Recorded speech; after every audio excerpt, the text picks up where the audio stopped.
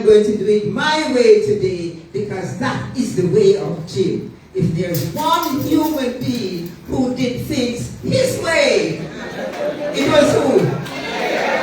Oh yes. And every time I say that, you are going to say who? Yes. I am an English, was an English teacher. So you're going to forgive me. You are my class here today. Eh? You are my English class here today. And I am just going to walk the aisle and say to one person over there, one word. You know, it's English, you know, you have a word of the day. But we're not going to do the word of the day. The word of the day today is, and I want you to just think for a moment in your mind, which one word for you best defines Manuelita Esteban Dyer? Who shall I choose on? There's a hand over there. Good girl. First to say, tell me one word, loud and clear. Fearless. You heard what she said? What's the word? Fearless. Fearless. Was there a fearless man? Yes. Can you talk about a man who overtake an ambulance because he has to know where he's going to go? Can we talk about a man who reversed his car from Plowner? Reverse the car from Plowner because he had to get to go where he was going. Who was the man? Say it loud and clear. Who was the man? Yes. Can you tell you about the man who, when they were having demonstration and them have roadblock, what did Jim Dyer do? Through the fire or through the flood, Jim Dyer was going through because he had a purpose. His purpose on one of the occasions was to get the students to school to do their literature, to do their exam. And nobody could stop it. It was a pleasure to hear the young lady say what Mr. Dyer did on the road to get her to do the literature exam was to drive through the roadblock, and after he drove to the roadblock, the car catch fire, and that didn't stop Mr. Dyer from driving in the burning car to get the child to school to do her exam. She said she got a 1 or an A, so it was worth it. What a man. What a phenomenal man. What a man who has touched hearts here, there, everywhere, and right across Jamaica. I'm taking my chance. Let me tell you something. I have with me today here B.B. Cope. It's fresh in my mind. Students, you recognize this? It's a magazine from B.B. Cope. It's called The Glimpse. Yes. Well, your sister's poem, who sent her greeting, is on page 26. Tell her wherever she is that it's here. But what I want to read for you, before I even tell you to whom he was born, is Mr. Dyer, who was my vice principal then. But of course, you know, I couldn't behave like this in the English class, but we did the teaching. On page 6 is the vice principal's message. Let me find it, I've gone too far. Page 18. Page 6, and you should read this magazine and see the wonderful things. And remember, it's mine. All of you who are going to come to look to see a photograph in here from those days, it's the return to me. It's priceless. It is precious. So don't you take it away. I lift up the book because his photograph is there. And he wrote, not me, in 1978. And hear how foreign. Oh, no one to hear. You're here. You go, girls. You go there, over there. You're here. All right. Head boy was Ted Simpson. But anyhow, we won't go there. Here is Mr. Dyer's message then, which is as current today. We won't believe it. He says, against a host, you listen well, of overwhelming odds, Jamaica Junction School continues to move forward. Thanks to all who have made their inputs in one way or another. The decade of the 80s has commenced with Junction facing problems of increasing costs. Tell me something new, Mr. Dyer. of increasing costs. Our principal will know that. As well as shortages, and all the signs indicate that things will not change for the better. No better will come. This is painful indeed. As a time when the whole world is infected with a great desire for a new and better order of life. And then he lists his 3 requirements for what he wished to see in the school. But I cannot but think of the kind of work, and I keep saying to people, don't do it for the reward you will get here, that Manuelita did for us and for B.B. Pope. Let me get back to you. You know what I tell you? Some of my friends say, the whole year, tomorrow, next year, and next year. You have not done justice to a Manuelita Esteban Dyer. I think in saying, because of his sister, I'm going to read it, but he was a very good friend of mine, SCF, ISCF as well, Claude Owens. Claude says, he was a wonderful human being with a heart that could be touched by human needs and suffering.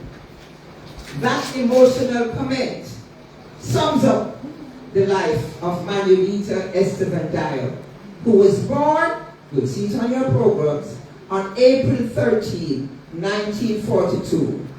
To Miss Edna, Aunt Edna, who was treasurer at the church here for many, many years, in case you don't know. And Algernon. Did you know that? Uncle Nan's name is Algernon, and not just Uncle Nan. Algernon Dyer. And I pause to let you know the ground on which you stand, the land of the Bull Savannah School and St. Aidan's was given on Jewel Marian Dyer. Go outside, look at the photograph and put it on social media of the Dyer who gave the land where we can sit here today. It's right in the schoolyard. But many of us don't know that bit of history. Right there. Write it down, set it down in your book, my friend would say. That's the history of where we stand today. It was a Dyer, upon Dyer land. Given. So, he was the 4th of 9 children. Can you imagine 9 times laid to bed? Like all his siblings. Jim attended Bull Savannah Primary School, me too, and St. Aidan's Anglican Church. A classmate of his told a family friend that Jim was brilliant, and because of him, many of us didn't learn anything in school. Why? Because all we were copy from him.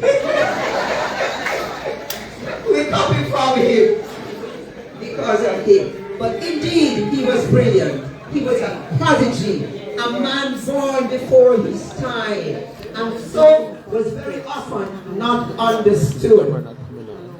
From Bull Savannah Primary School, he earned a scholarship to where? It will not have anything to answer this. To where? Kingston College. All the way in Kingston, not Monroe. Kingston College he went.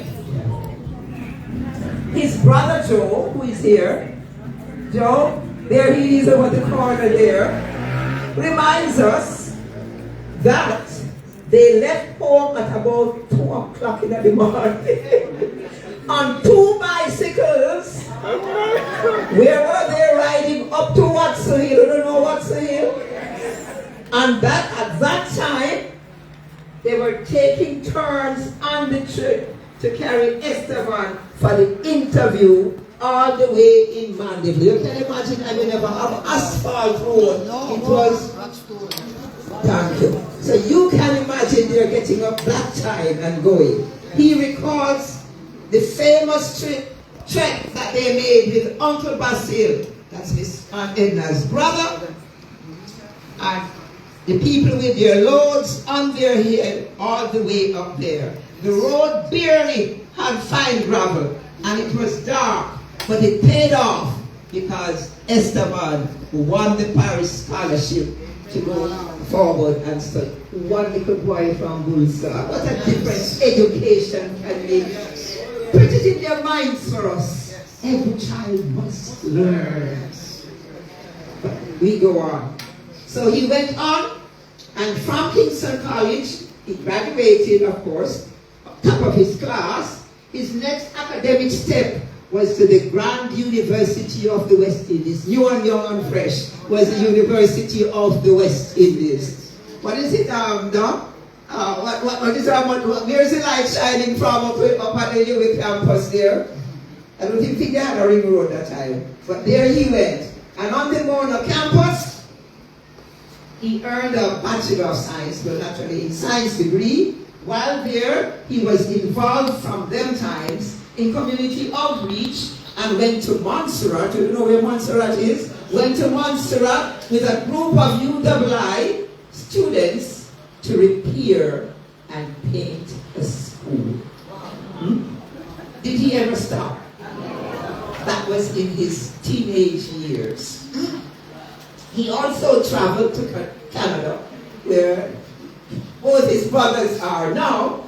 Why did he go to Canada for the first time? To attend an InterVarsity Christian Fellowship camp. What a man. Was who? Yeah. Indeed. Esteban dedicated his life to the field of education. Our principal told you so much. His first teaching job was not in St. Elizabeth, but at Rossi's by the Sea in Hanover. And then he came back to States. Sorry, I was meant to say Delphi, but I'm ashamed. Miss Stevenson tells us about when she came in as a new student and the care that he took when she was attending school there. Please stand. She was my head of the English department, so forgive me for singling her out, because she was also became one of our VP. Where is Miss Stevenson when we were at BB Coke, and it was a special era in the days. Thank you, Lady Stevenson. Thank you. That's not the only person he taught at STEPS. One of the persons he also taught at STEPS, you'll never believe it, was our Custos of the parish. And she's here. So, because she also born January like me, you're going to have to go forgive me today. And she tells us that it was not just about teaching her at STEPS, it was getting her into STEPS. And she's not ashamed to say, because she came from a family that was poor, and it was Esteban who wrote the letters of recommendation and got her a scholarship to attend.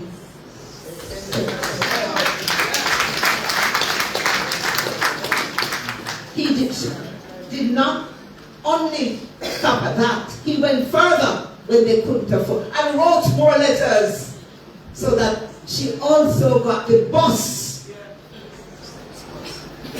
fees paid to get her to stay. So I could not know that our Custos, my Custos, because I'm supposed to be JP too, and who did a marvelous job, but who has been through a series of illness, she said, I had to present myself. Please stand, our Custos, go to the parish, and be acknowledged,